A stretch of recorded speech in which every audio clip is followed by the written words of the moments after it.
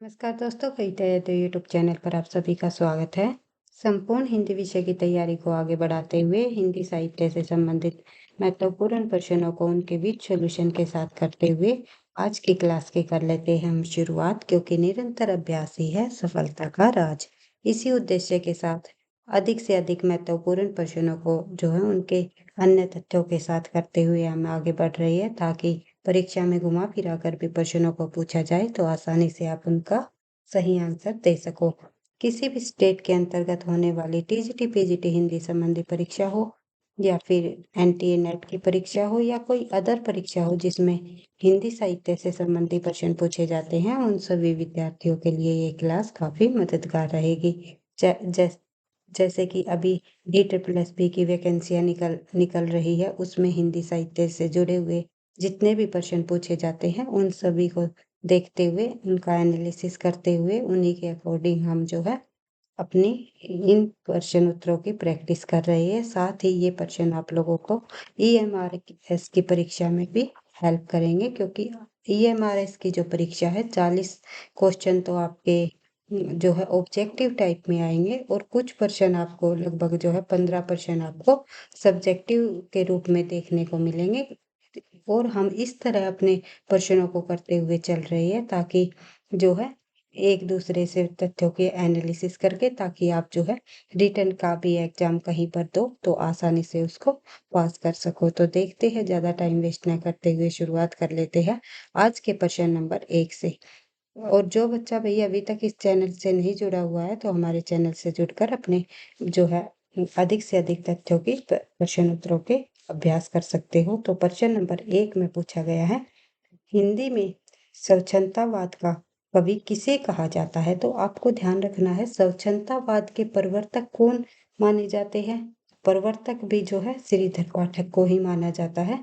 Answer हो जाएगा इस प्रश्न का हमारा सी, क्योंकि हिंदी में स्वच्छंदतावाद का कवि श्रीधर पाठक को कहा गया है। इन्होंने जो है काफी प्रकृति संबंधी रचनाएं भी लिखी हैं और जो है काफी अच्छी अच्छी रचनाएं लिखी है। और ये जो है द्विवेदी युग से संबंधित द्विवेदी युग के कवि रहे हैं, ये भी आपको ध्यान रखना है। इससे जुड़े हुए कुछ और अन्य तथ्य जब हम देखें तो श्रीधर पाठक जी का जन्म 11 जनवरी 1858 में हुआ और उनका देहांत 13 सितंबर 1928 को हो गया। और 11 जनवरी 1858 में कहाँ पर हुआ, अगर ये पूछा जाए तो उत्तर प्रदेश में आगरा में हुआ इनका जन्म, तो ध्यान रखना है। आगे है मनोविनोद, इनकी प्रमुख रचनाओं का संग्रह है। और धन विनय, इसके साथ ही गुणवंत हेमंत, वनाष्टक, देहरादून और गोखले गुणाष्टक, ये सभी रचनाएं श्रीधर पाठक जी की हैं। अगर परीक्षा में अगर ये रचनाएं पूछी जाए किस लेखक की है या इनमें से श्रीधर पाठक की रचना कौन सी नहीं है, तो इनको आपको अवश्य ही याद रखना है। और साथ ही आपको ये भी ध्यान रखना है कि श्रीधर पाठक ने काफी सारी जो है अनूदित रचनाएं भी लिखी हैं। एक सेकंड भाई, अनूदित रचनाएं जैसे कि उन्होंने जो है एकांतवासी योगी लिखी है। और किसका अनुवाद किया है? ये जो है गोल्ड स्मिथ, जो अंग्रेजी साहित्यकार हुए हैं गोल्ड स्मिथ, उसकी रचना हर्मिट हर्मिट का अनुवाद इन्होंने किया है। और जो कि इन्होंने इसे प्रकाशित किए 1886 में भाई। उसके बाद अगर बात करो तो एक रचना और काफी बार परीक्षा में पूछी जाती है, श्रांत पथिक। किसकी रचना है? श्रीधर पाठक की है। और किस रचना का अनुवाद है ये? तो ये भी गोल्ड स्मिथ एक साहित्यकार हुए हैं अंग्रेजी के, लिख ही देती हूँ मैं आपको, गोल्ड स्मिथ। इनकी रचनाओं का इन्होंने अनुवाद किया हुआ है। तो इनकी किस रचना का अनुवाद किया है? श्रांत पथिक। तो एक रचना हुई है द ट्रेवलर नाम से, जो है इन्होंने जो रचना लिखी गोल्ड स्मिथ ने, तो उसका अनुवाद करके श्रांत पथिक नाम से श्रीधर पाठक ने लिखा। और इसका प्रकाशन वर्ष 1952। ये दोनों रचनाएं जो है खड़ी बोली से संबंधित है, ये भी ध्यान रखना है, बोली भी पूछ लेते हैं। एक है इनकी उज्जड़ ग्राम। उज्जड़ ग्राम जो रचना है ये भी जो है गोल्ड स्मिथ की रचना का अनुवाद है और जो है 1889 में जो है प्रकाशित कराया। और आगे बढ़ते हैं तो देखते हैं सेकंड प्रश्न। तो इन सभी तथ्यों को आपको ध्यान रखना है श्रीधर पाठक से संबंधित। अगर आप रिटर्न में भी इससे से जुड़े हुए तथ्यों को आप लिखना चाहो तो आप जो है प्रश्न में आराम से श्रीधर पाठक जी के संबंध में वहाँ पर चर्चा कर सकते हो। उनका जन्म, उनकी प्रमुख रचनाएं और उनके अनुदित रचनाएं, किस प्रकार के कवि रहे, स्वच्छंदतावादी कवि रहे, तो यही सभी तथ्य पूछे जाते हैं। जैसे कि EMRS में आप जो है लिखोगे या फिर हो सकता है KVS के अंतर्गत भी जो है रिटर्न का एग्जाम इस बार दे दिया जाए। तो इसी के नए पैटर्न के नए पाठ्यक्रम के आधार पर ही हम जो है तथ्यों को करते हुए आगे बढ़ेंगे। एक रचना भाई गुणवंत हेमंत आपने देखा है श्रीधर पाठक जी की है, लेकिन केवल हेमंत नाम से रचना पूछी जाए तो आपको ध्यान रखना है मैथिली शरण गुप्त की है। शरण गुप्त, ये मुझे ध्यान नहीं रहा था, तो थोड़ा सा तथ्यों को एक दूसरे से जोड़ते हुए एनालिसिस करते हुए भी हम पढ़ेंगे आगे, ताकि आपको किसी भी प्रकार का कोई कंफ्यूजन ना हो। तो देखते हैं सेकंड प्रश्न। दूसरा प्रश्न हमारा, इनमें से कीर्ति जीवनी नहीं है, कौन सी एक कीर्ति इनमें से जीवनी नहीं है? तो आवारा मसीहा भी एक जीवनी है जो कि विष्णु प्रभाकर जी द्वारा लिखी गई है। और किसके जीवन पर आधारित है? तो ये शरत चंद्र चट्टोपाध्याय जो कि बांग्ला साहित्यकार हुए हैं, उनके जीवन पर लिखी गई जीवनी है। कलम का सिपाही तो आपको पता ही है, अमृत राय जी द्वारा लिखी गई मुंशी प्रेमचंद जी के जीवन पर आधारित जीवनी है।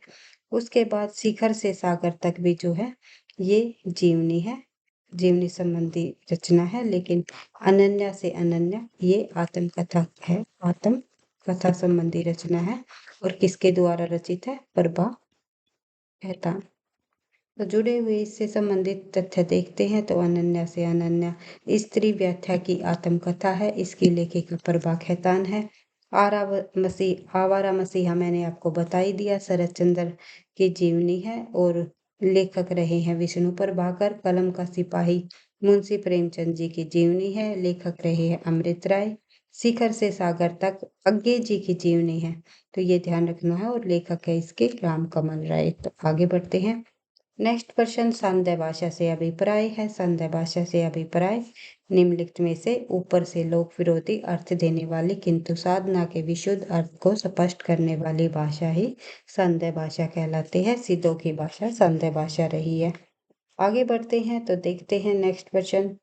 और जो ये पॉइंट ध्यान रखना है भाई, इससे जुड़ा हुआ है कि नाथों ने भी सांध्य भाषा का प्रयोग है। वैसे ये सिद्धों की भाषा मानी जाती है सांध्य भाषा, और नाथों की जो भाषा है वो नाथों की भी भाषा जो है सांध्य भाषा का ही इन्होंने प्रयोग किया। कबीर की जो ऐसी ही भाषा को जो है उलटबासी कहा है। तो उलटबासी कबीरदास की उल्टी बाणी, बरसे कंबल भीज के पानी, सिद्धों से ही प्रभावित जो है सांध्य भाषाओं का प्रभाव इनके अंदर पड़ा है। तो ध्यान रखना है। आगे बढ़ते हैं प्रश्न नंबर 4।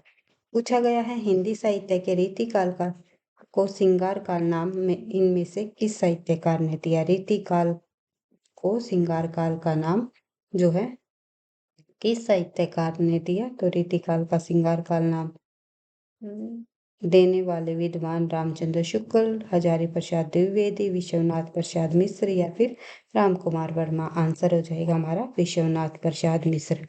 हिंदी साहित्य के सभी कालखंडों के बारे में जब हम चर्चा करते हैं, आदिकाल का नामकरण सब सर्वाधिक विवादित रहा है, और साथ ही श्रृंगार रीतिकाल के नाम के बीच को भी जो है अधिक विवादों में रखा है। किसी ने रीतिकाल को श्रृंगार काल कहा है, तो किसी ने अलंकृत काल कह दिया है, किसी ने अंधकार काल कहा है, तो किसी ने रीतिकाल को रीतिकाल ही के नाम से संबोधित किया है।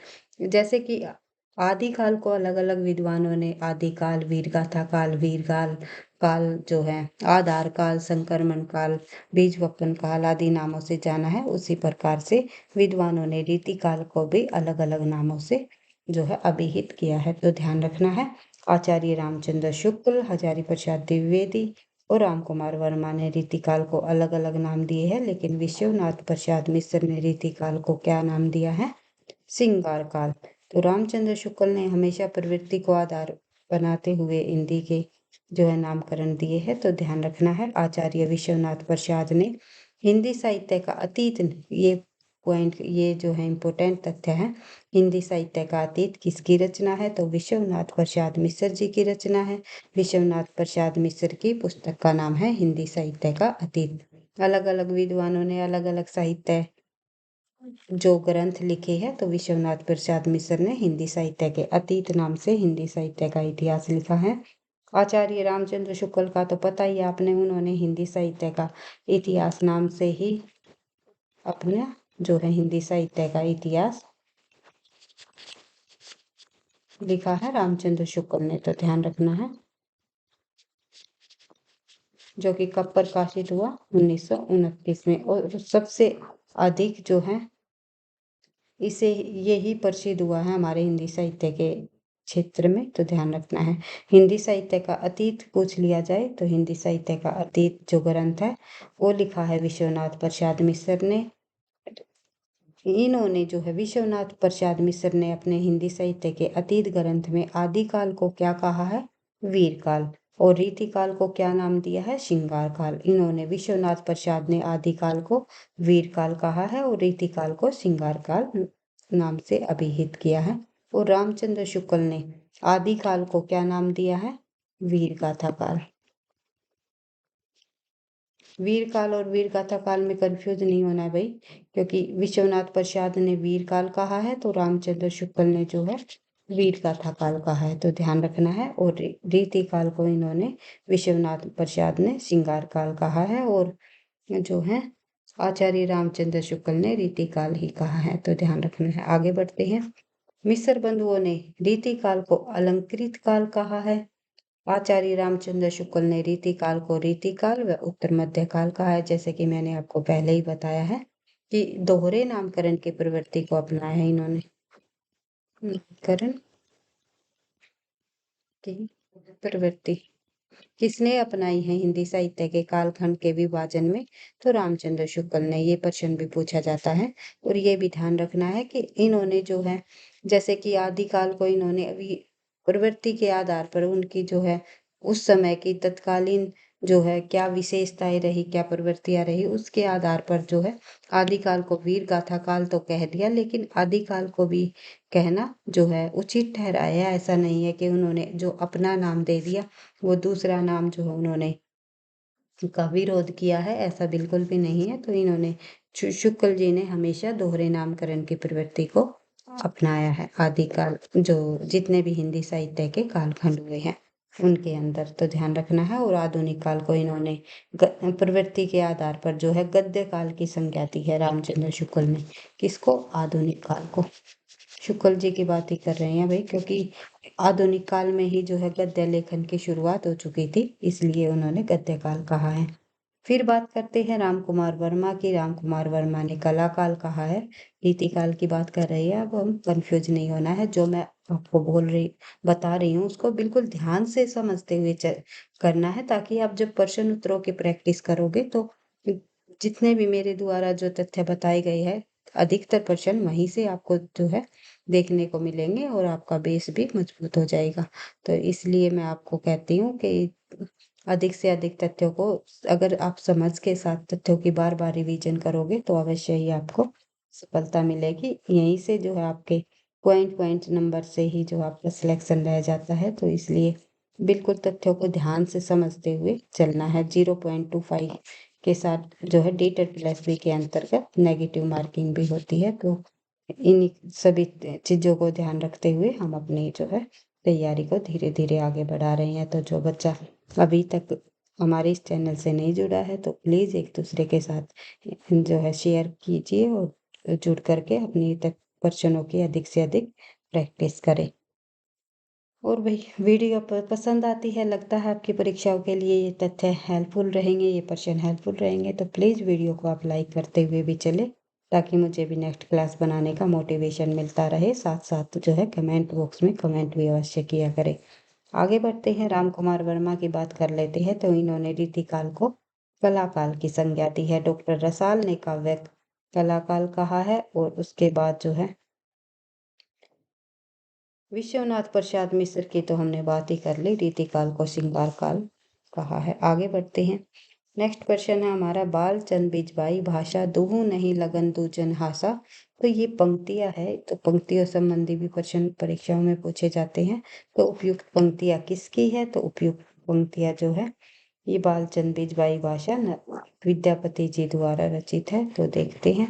विद्यापति के जन्म की बात करें तो 1392, मृत्यु 1448। मैथिल कोकिल के नाम से भी विद्यापति को जाना जाता है।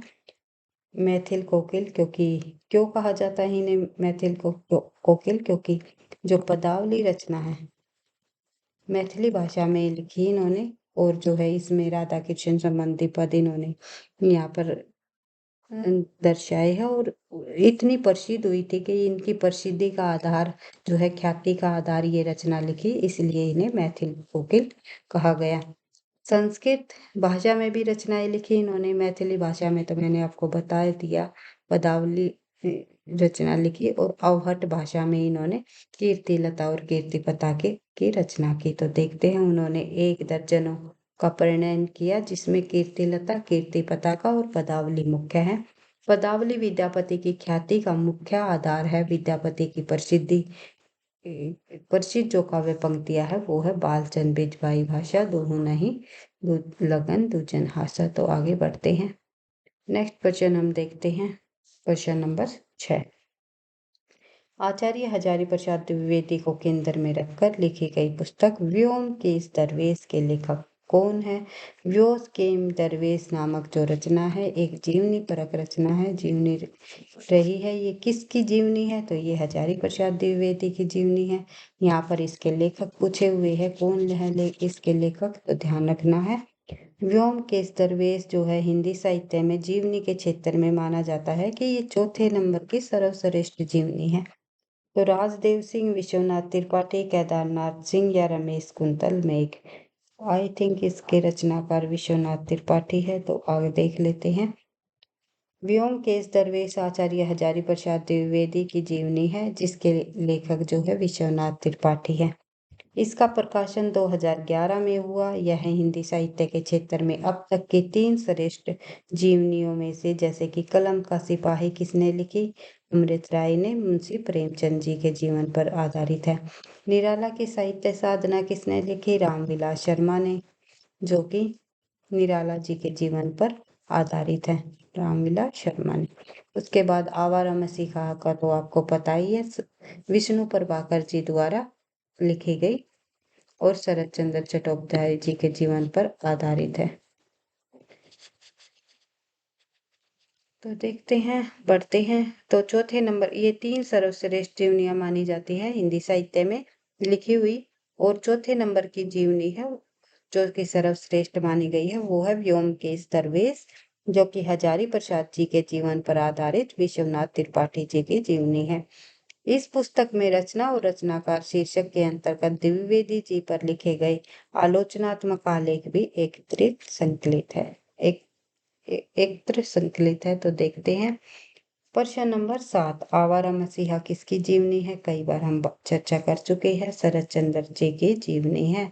और किसके द्वारा लिखी गई है? तो अगर ये पूछा जाए लेखक का नाम कौन है, तो विष्णु प्रभाकर जी की ये द्वारा रचित जीवनी है। एक सेकंड, विष्णु प्रभाकर। पढ़ते हैं आगे।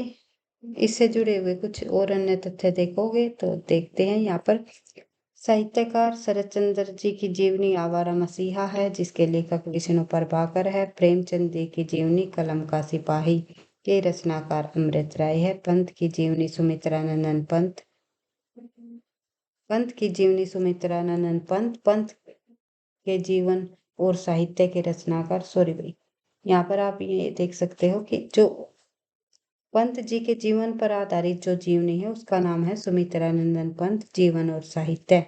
ये इस जीवनी के रचनाकार शांति जोशी जी है। और निराला की जीवनी जो है, जिसका नाम है निराला की साहित्य साधना, तो आपको पता ही है रामविलास शर्मा जी के द्वारा रचित है। आगे बढ़ते हैं। नेक्स्ट क्वेश्चन हमारा, आवारा मसीहा इनमें से किस साहित्यकार की जीवनी है? तो आवारा मसीहा किस साहित्यकार की जीवनी है? कर चुके इस पर्सन को शरत चंद्र चट्टोपाध्याय। आगे बढ़ते हैं नेक्स्ट क्वेश्चन। इससे जुड़े हुए कुछ तथ्य देखते हैं भाई, ये थोड़े से डिफरेंट है। तो आप पढ़ सकते हो कि आवारा मसीहा विष्णु प्रभाकर द्वारा रचित प्रसिद्ध बांग्ला लेखक शरत चंद्र चट्टोपाध्याय के जीवन पर आधारित जीवनी है। आवारा मसीहा का प्रथम संस्करण मार्च 1974 में प्रकाशित हुआ था। विष्णु प्रभाकर जी की 14 वर्ष की साधना का सफल प्रयास माना जाता है। क्या आवारा मसीहा, यानी कि कहने का मतलब ये है लेखक विष्णु प्रभाकर जी द्वारा 14 वर्षों में जो है ये लिखी गई आवारा मसीहा। तो अर्धनारीश्वर उपन्यास के लिखे भारतीय ज्ञानपीठ का मूर्ति देवी सम्मान जो है प्रदान किया गया है, यानी विष्णु प्रभाकर जी द्वारा अर्धनारीश्वर नाम से उपन्यास भी लिखा गया। उसके बाद विष्णु प्रभाकर की और अन्य प्रमुख रचनाएं देख लेते हैं। ढलती रात, शोपन मई, अर्धनारीश्वर, धरती अब भी घूम रही है, ये काफी इंपॉर्टेंट रचना है, कई बार परीक्षाओं में पूछी जाती है। क्षमादान, दो मित्र, पाप का घड़ा, होरी, ये सभी रचनाएं जो है विष्णु प्रभाकर जी की है। और एक होरी नाम का जो है पात्र पूछा जाता है परीक्षाओं में, ये भी ध्यान रखना है। प्रेमचंद जी के गोदान उपन्यास से लिया गया पात्र है होरी। अगर उपन्यास पूछा जाए या रचना पूछी जाए तो विष्णु प्रभाकर की है, तो ध्यान रखना है। इसी तरह छोटी छोटी डिफरेंट करते हुए हम जो है एक दूसरे से एनालिसिस करते हुए तथ्यों को करते हैं, ताकि अगर परीक्षा में कोई भी तथ्य इस तरह का आपको कंफ्यूजन लगे तो आप जो है उनको दूर कर सके, और जो है उनसे जुड़े हुए तथ्यों को पर जो है आप आराम से अपने जो 5 से 6 लाइन आराम से उस एग्जाम में जो है बिना कुछ सोचे लिख सके, ताकि अगर रिटर्न का भी एग्जाम हो तो आप आसानी से कर सके। तो देखते हैं, आगे बढ़ते हैं। अकाल पुरुष गांधी की बात कर लेते हैं, जो ये जीवनी परक रचना है ये भी। और किसके द्वारा रचित है, तो ये जीवनी जो है जैनेन्द्र जी द्वारा रचित है। महात्मा गांधी के जीवन पर आधारित जीवनी है, ये ध्यान रखना है। अकाल पुरुष गांधी जीवनी के रचनाकार जैनेन्द्र कुमार हैं, जिन्होंने जो है काफी प्रसिद्ध उपन्यास भी लिखे हैं, जैसे कि सुनीता, त्यागपत्र, विवर्त आदि जो है काफी प्रसिद्ध उपन्यास रहे हैं उनके। जो अकाल पुरुष गांधी नाम से इन्होंने जीवनी लिखी है जैनेन्द्र कुमार ने, उसका प्रकाशन 1968 में हुआ। हिंदी में जीवनी लिखने की जो परंपरा का उद्भव भारतेंदु युग में 1881 के आसपास हुआ, ऐसा माना जाता है। गोपाल शर्मा शास्त्री ने उस युग की महान विभूति स्वामी दयानंद सरस्वती पर हिंदी की पहली जीवनी दयानंद दिग्विजय लिखी। तो गोपाल शर्मा शास्त्री जी द्वारा लिखी गई पहली जीवनी किसके जीवन पर आधारित है, दयानंद सरस्वती के जीवन पर आधारित है। और नाम क्या है जीवनी का, तो दयानंद दिग्विजय। तो ये पूछी जाती है प्रथम जीवनी का नाम बताइए, तो ध्यान रखना है हिंदी की प्रथम जीवनी दयानंद दिग्विजय मानी जाती है, जो कि गोपाल शर्मा शास्त्री जी द्वारा दयानंद सरस्वती दयानंद के पर आधारित है। आगे बढ़ते हैं तो देखते हैं नेक्स्ट क्वेश्चन। गणेश शंकर विद्यार्थी द्वारा रचित गांधी की जीवनी है, तो गणेश शंकर विद्यार्थी ने जो है किस नाम से महात्मा गांधी की जीवनी लिखी, बापू, करमवीर, श्री गांधी या अकाल पुरुष गांधी। अकाल पुरुष गांधी गांधी जी के जीवन पर आधारित अभी आप लोगों ने देखी है जैनेन्द्र कुमार जी की जीवनी है, तो ध्यान रखना है। उसके बाद बापू की बात करें तो घनश्याम बिड़ला काफी प्रसिद्ध लेखक हुए हैं, तो आंसर हो जाएगा हमारा सी, श्री गांधी। तो श्री गांधी नाम से गणेश शंकर विद्यार्थी जी द्वारा गांधी के जीवन पर आधारित जीवनी लिखी गई। गणेश शंकर विद्यार्थी गांधी जी के जीवनी का नाम श्री गांधी है, ध्यान रखना है। घनश्याम बिड़ला ने बापू नामक जीवनी लिखी, जैनेन्द्र कुमार ने अकाल पुरुष गांधी नाम से जीवनी लिखी। नेक्स्ट क्वेश्चन देखते हैं, प्रश्न नंबर 11। निम्नलिखित आत्मकथाएं और उनके लेखकों में से कौन सा युग्म सही है, तो सहचर है समय, अमृता प्रीतम, कस्तूरी कुंडल बसे, प्रभा खेतान, टुकड़े टुकड़े दास्तां, अमृतलाल नागर, घर की बात, चतुरसेन शास्त्री। तो इनमें से हमारा जो है केवल सी सही है और अन्य सभी ऑप्शन हमारे ये गलत है। तो इन रचनाओं के रचनाकार कौन रहे हैं, तो बात कर लेते हैं। सहचर है समय के लेखक जो हैं अमृता प्रीतम नहीं है भाई भाई, ये है रामदास मिश्र, को ध्यान रखना है। कस्तूरी कुंडल बसे, इनकी लेखिका जो है मैत्री पुष्पा है। उसके अलावा घर की बात करें तो गुरुदत्त शर्मा जी की है। आगे बढ़ते हैं, नेक्स्ट प्रश्न हमारा प्रश्न नंबर 12, हरिवंश राय बच्चन की आत्मकथा के कितने भाग दिए गए हैं या प्रतीत है? तो आगे बढ़ते हैं। तो इस प्रश्न का आंसर हो जाएगा हमारा हरिवंश राय बच्चन, जो कि अमिताभ बच्चन के पिता रहे हैं। भैया आपको पता ही है, एक लेखक के रूप में काफी प्रसिद्ध रहे थे, जिन्होंने मधुशाला, मधुबाला, मधु कलश जैसी प्रसिद्ध रचनाएं लिखी। हलाहलवाद के प्रवर्तक भी माने जाते हैं। तो इनके द्वारा जो आत्मकथा लिखी गई, उनके 4 भाग रहे हैं। कौन कौन से, उनको हम प्रकाशन वर्ष के अनुसार देखेंगे, ताकि परीक्षा में पूछा जाए किसी भी जो आत्मकथा का प्रकाशन वर्ष, तो आप आसानी से आंसर दे सको। तो हिंदी के लोकप्रिय कवि हरिवंश राय बच्चन की आत्मकथा 4 खंडों में प्रकाशित हुई। तो देखते हैं, क्योंकि आजकल जो परीक्षाओं में प्रश्न पूछने का पैटर्न थोड़ा बदल चुका है, प्रकाशन वर्ष से भी काफी सारे जो है प्रश्न हमें देखने को मिलते हैं। जैसे कि 4 से 5 प्रश्न हमें देखने को मिलते हैं परीक्षाओं में प्रकाशन वर्ष से। और भी ये प्रकाशन जो है किन रचनाओं का पूछा जाता है, तो या तो कोई महाकाव्य होता है, या फिर किसी लेखक की प्रसिद्ध रचनाएं, महाकाव्य या फिर खंड काव्य का प्रकाशन पूछ लिया जाए, या फिर किसी भी लेखक की कोई जो है प्रसिद्ध रचनाएं होती है। काफी बार हमें उन रचनाओं को पढ़ा हुआ होता है, ये पता होता है ये रचना किसकी है, लेकिन प्रकाशन वर्ष का हमें ध्यान नहीं रहता। इन्हीं मुख्य मुख्य रचनाओं का ही प्रकाशन वर्ष पूछा जाता है। ऐसा नहीं कि जितनी भी हिंदी साहित्य में रचनाएं लिखी गई उनका सभी का प्रकाशन आपको याद रखना है, ऐसा बिल्कुल भी नहीं है। और ना ही किसी पे इतना कुछ जो है याद हो पाता है।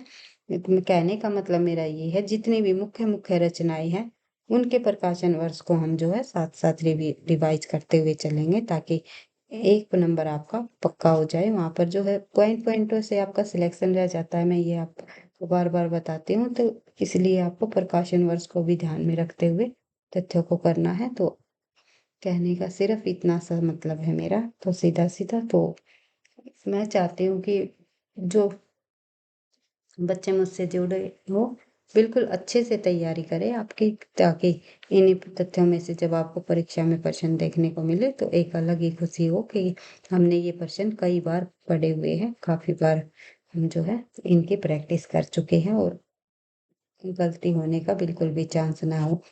तो देखते हैं, क्या बोलो क्या याद करूं नामक जो रचना हरिवंश राय बच्चन की आत्मकथा 1969 में प्रकाशित, नीड का निर्माण फिर 1970 ईस्वी में प्रकाशित, बसेरे से दूर 1977 में, तथा 10 द्वार से सोपान तक 1985 में। तो इनके प्रकाशन वर्ष के अनुसार इन सभी को आपको याद रखना है। और एनटीए नेट के अंतर्गत तो इनको जो है क्रमानुसार लगाने का प्रश्न भी कई बार पूछा जा चुका है। आगे बढ़ते हैं, प्रश्न नंबर 13, कस्तूरी कुंडल बसे आत्मकथा किसकी है? तो ये हम ऊपर के प्रश्न में भी इसके मिलान के तौर पर भी ये हम जो है पढ़ चुके हैं। कस्तूरी कुंडल बसे नामक जो आत्मकथा शीला झुनझुनवाला की है, मैत्री पुष्पा की है, कुसुम अंचल की है, या गोपाल प्रसाद व्यास की है? तो आंसर हो जाएगा हमारा मैत्री पुष्पा। तो ध्यान रखना है। आगे बढ़ते हैं, और अन्य इन साहित्यकारों की रचना भी हम देख लेते हैं, जो कि परीक्षाओं में पूछी जाती है। कस्तूरी कुंडल बसे 2002 की रचना है, मैत्री पुष्पा जी द्वारा रचित आत्मकथा है। शीला झुनझुनवाला द्वारा कृत आत्मकथा कौन सी है? कुछ कही कुछ अनकही। तो ये भी रचनाएं परीक्षा की दृष्टि से काफी इंपॉर्टेंट है, बार बार पूछी जाती हैं। कुसुम अंचल द्वारा कृत आत्मकथा जो कहा नहीं गया 1996। उसके बाद गोपाल प्रसाद व्यास कृत आत्मकथा कहो व्यास कैसी कही। तो यहाँ से आप जो है इसके आधार पर इसको याद रख सकते हो, व्यास व्यास, तो कहो व्यास कैसी कही 1995। आगे बढ़ते हैं, देखते हैं प्रश्न नंबर 14, मेरी जीवन यात्रा किसकी आत्मकथा है? हजारी प्रसाद की, महावीर प्रसाद द्विवेदी की, राहुल सांस्कृत्यायन की, या इनमें से कोई नहीं? तो मेरी जीवन यात्रा आत्मकथा पूछी गई है जो कि राहुल सांस्कृत्यायन जी द्वारा लिखी। ये यात्रा साहित्य के प्रवर्तक भी माने जाते हैं। यात्रा वृत्तांत के काफी प्रसिद्ध लेखक रहे हैं राहुल सांस्कृत्यायन जी। काफी सारी यात्रा वृत्तांत इन्होंने रचनाएं लिखी हैं। तो मेरी जीवन यात्रा नाम से इन्होंने आत्मकथा संबंधी रचना लिखी है। अगर विधा भी पूछी जाए ध्यान रखना है। 1946 इन्होंने 5 खंडों में इसे प्रस्तुत किया है। आगे बढ़ते हैं। नेक्स्ट क्वेश्चन हमारा देखते हैं। मुड़ मुड़ के देखता हूँ, यह राजेंद्र यादव की किस प्रकार की रचना है? मुड़ मुड़ कर देखता हूँ उपन्यास है, कहानी है, जीवनी है या फिर इनकी आत्मकथा संबंधी रचना है? तो ये इनकी आत्मकथा संबंधी रचना है। मुड़ मुड़ के देखता हूँ राजेंद्र यादव की। कई बार परीक्षा में पूछा जाने वाला प्रश्न है। मुड़ मुड़ के देखता हूँ राजेंद्र यादव की आत्मकथा संबंधी रचना है। इन्होंने हिंदी कहानी, उपन्यास, कविता, समीक्षा, निबंध, आत्मकथा आदि विधाओं में रचनाएं की हैं। राजेंद्र यादव की बात हो रही है। बढ़ते हैं आगे। प्रश्न नंबर 16 देख लेते हैं। अमृतसर में अनजान लड़की से क्या तेरी कुड़माई हो गई? पूछने वाला लहना सिंह की आयु कितनी थी? तो ये क्या तेरी कुड़माई हो गई, ये पंक्तियां किस उपन्यास से, किस कहानी से ली गई है भाई? ये है उसने कहा था। और किसकी है ये? चंद्रधर शर्मा गुलेरी जी की। उसके बाद बात करते हैं चंद्रधर शर्मा गुलेरी जी की कहानी की। तो इस प्रश्न का आंसर देख लेते हैं पहले। अमृतसर में अनजान लड़की से क्या तेरी कुड़माई हो गई? पूछने वाला लहना सिंह की आयु जो है इनमें से कितने वर्ष थी? 12 वर्ष मानी गई थी भाई, 12 वर्ष। और जो ये अमृतसर में जब लहना सिंह भी अमृतसर में गए हुए थे, अपने मामा के घर गए हुए थे, नाना के घर, तो वहाँ एक लड़की से उसकी मुलाकात होती है जो एक दुकान पर खड़ी होती है। तो लहना सिंह उसको पसंद करने लगती है। तो वो लहना सिंह उस लड़की से पूछ बैठते हैं क्या तेरी कुड़माई हो गई, यानी कि तेरी सगाई हो रही है, हो गई। तो इस तरह से उनके बीच चर्चा होती है। तो उसने कहा था कहानी के अंतर्गत ये जो है पंक्तियां दी गई है। तो चंद्रदत्त शर्मा गुलेरी की रचना है, उसने कहा था। और ये नाम दिया है। फिर अब आगे चल के उस लड़की की सगाई हो जाती, मतलब शादी हो जाती है कहीं। फिर बहुत कई सालों बाद जो है ये लहना सिंह उस लड़की से मिलते हैं और उसके पति और उसके हस्बैंड जो है उसके, सॉरी भाई, उसके पति और उसके बेटे दोनों के दोनों जो है फौज में, लहना सिंह के साथ जो है फौज में होते हैं। तो वो लहना सिंह उस लड़की से ये वादा करके जाता है कि मैं इन दोनों की रक्षा करूंगा। इसलिए जो है अंत में लहना सिंह जो है शहीद हो जाते हैं उन दोनों की रक्षा करते करते। उनको बिल्कुल सुरक्षित उनके घर पर पहुंचा देते हैं। तो इस प्रकार से काफी अच्छी, काफी प्रसिद्ध कहानी रही है। उसने कहा था, जिसका प्रकाशन वर्ष 1915 में था। और मुख्य पात्र रहे हैं लहना सिंह। उसने कहा था प्रथम विश्व युद्ध की पृष्ठभूमि पर लिखी गई प्रेम संवेदना की कहानी है। चंद्रदत्त शर्मा गुलेरी की 3 प्रमुख कहानियां रही है, जिसमें शामिल है सुखमय जीवन 1911 में प्रकाशित हुई, बुद्धू का कांटा 1914 में प्रकाशित हुआ और उसने कहा था 1915 में प्रकाशित हुआ। तो इन सभी को आपको ध्यान रखना है। तो आगे बढ़ते हैं। नेक्स्ट, उसने कहा था 1915। प्रश्न नंबर 17 देखते हैं। सतपुड़ा के जंगल कविता में किस वाद्य यंत्र का उल्लेख हुआ? सतपुड़ा के जंगल नामक कविता में जो है उसमें किस वाद्य यंत्र का उल्लेख किया गया है? तो उसमें ढोल का उल्लेख किया गया है। किस प्रकार से हमें पता चलता है? सतपुड़ा के जंगल जो है भवानी प्रसाद मिश्र जी द्वारा रचित प्रसिद्ध कविता रही है उनकी, और गांधीवादी विचारक रहे हैं भवानी जी। और एक बार हम थोड़ा सा इन पंक्तियों के माध्यम से हमें पता कर लेते हैं किस प्रकार से ढोल वाद्य यंत्र का उसमें प्रयोग किया गया है। जबकि होली पास आती, सरसराती घास गाती और महुए से लपकती, मत करती बास आती, गूंज उठते ढोल इनके, गीत इनके बोल इनके। तो ये ढोल वाद्य यंत्र का प्रयोग सतपुड़ा के जंगल भवानी प्रसाद मिश्र जी द्वारा रचना में किया गया है। आगे बढ़ते हैं। क्वेश्चन नंबर 18 पूछा गया है, जयशंकर प्रसाद का कौन सा उपन्यास हिंदू साम्राज्य की कथा पर आधारित है? कंकाल, तितली, इरावती या फिर इनमें से कोई नहीं। तो सही आंसर हो जाएगा हमारा इरावती। इरावती उपन्यास जो है जयशंकर प्रसाद के हिंदू साम्राज्य की कथा पर आधारित उपन्यास रहा है। बढ़ते हैं आगे। और इरावती आपको ध्यान रखना है जयशंकर प्रसाद का अपूर्ण उपन्यास रहा है। इनकी मृत्यु के कारण जो है इसे ये पूरा नहीं कर पाए, तो इसलिए ये इनका अपूर्ण उपन्यास माना गया है। और इस उपन्यास में हिंदू साम्राज्य के शुंग काल का चित्रण है, जिसमें पुष्यमित्र अग्निमित्र का समय चित्रित किया गया है। आगे बढ़ते हैं। क्वेश्चन नंबर 19 देख लेते हैं। प्रगतिशील लेखक संघ के विरोध में इलाहाबाद में कौन सी संस्था उभरी? किस विचारधारात्मक आंदोलन के पक्ष में प्रेमचंद जी ने कहा कि हमें सुलाने वाले साहित्य की बजाय जगाने वाले साहित्य की आवश्यकता है? अगर ये कथन भी पूछ लिया जाए कि हमें सुलाने वाले साहित्य के बजाय जगाने वाले साहित्य की आवश्यकता है, किसने कहा है? प्रेमचंद ने कहा गया है। और जो है कौन सी जो है विरोध में ये कौन सी संस्था उभरी थी? तो आंसर हो जाएगा हमारे प्रगतिवादी संस्था। आगे बढ़ते हैं। यह बात प्रेमचंद के प्रगतिशील लेखक संघ के प्रथम अधिवेशन 1936 की अध्यक्षता के दौरान कही गई है। फिर आगे प्रश्न नंबर 20 में एक पंक्ति दी गई है, तो पूछा गया है ये पंक्ति कहाँ से ली गई है? तो देख लेते हैं। लोक लाज कुल श्रृंखला तजी मीरा गिरिधर भजी, सैदर्श्य गोपी का प्रेम प्रकट कल जोगु ही दिखायो।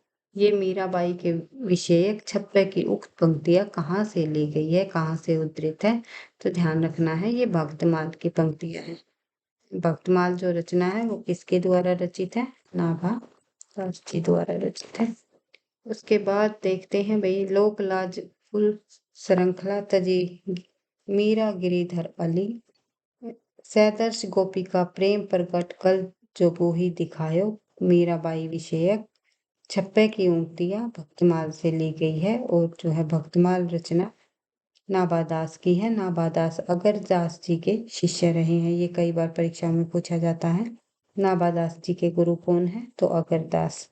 ध्यान रखना है। इनका प्रसिद्ध ग्रंथ भक्तमाल संवत 1642 के पीछे बना और संवत 1769 में प्रियदास ने उसकी टीका लिखी है।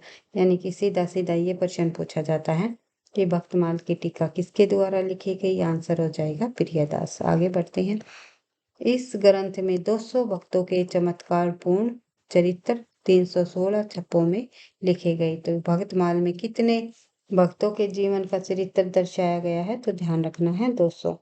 और एक कहीं कहीं आप पढ़ते हो 284 वैष्णव की वार्ता, 84 वैष्णव की वार्ता। इन दोनों रचनाकार का लेखक एक ही है भाई, ध्यान रखना है। और उस लेखक का आपको कमेंट बॉक्स में जो है नाम बताना है। लेखक का नाम बताइए भाई कमेंट बॉक्स में। ये आज का आप लोगों के लिए होमवर्क है। तो अवश्य बताना आप लोगों ने 200 वैष्णव की वार्ता और 84 वैष्णव की वार्ता के लेखक कौन रहे हैं। इस और किसके जीवन को किन किन के जो है शिष्यों को इसके अंतर्गत लिया गया है? तो ये भी दोनों पॉइंट आपको पूरी डिटेल से आपको जो है कमेंट बॉक्स में लिख करके बताना है। इन चरित्रों में यानी कि यहाँ पर 200 भक्तों के चमत्कार पूर्ण चरित्र की बात हो रही है भक्तमाल के, तो इसकी बात नहीं कर रहे हैं हम फिलहाल अभी। तो ये आपको कमेंट बॉक्स में इसका आंसर बताना है, क्योंकि मैं कई बार एक्सप्लेन कर चुकी हूँ इस चीज को, इस तथ्य को। तो देखती हूँ आप अगर रेगुलरिटी के साथ आप जो है वीडियोस को देख रही हो तो कितना आपको ध्यान है, कितना याद है। तो ध्यान रखना है 200 भक्तों के चमत्कारपूर्ण चरित्र 316 छप्पड़ों में लिखे गए हैं। इन चरित्रों में पूर्ण जीवन वृत्त नहीं है, केवल भक्ति की महिमा सूचक बताते हुए इन्होंने लिखा है। आज के लिए 20 क्वेश्चन ही करेंगे और नेक्स्ट क्वेश्चनों को हम नेक्स्ट क्लास में करने की पूरी कोशिश करेंगे, जो कि आपकी एनटीए नेट के लिए भी काफ़ी हेल्पफुल रहेंगे और टीजीटी पीजीटी के लिए तो है ही वेरी इम्पोर्टेंट। टीजीटी पीजीटी परीक्षा है, किसी भी स्टेट के अंतर्गत होने वाली परीक्षा देने जा रहे हो जिसमें हिंदी साहित्य पूछा जाता है। साथ ही जो है एनटी नेट के भी प्रश्नों को भी हमने इसके अंतर्गत लिया गया है ताकि सभी बच्चों को हेल्प मिल सके। तो एक बार फिर से मैं आपको कहना चाहूंगी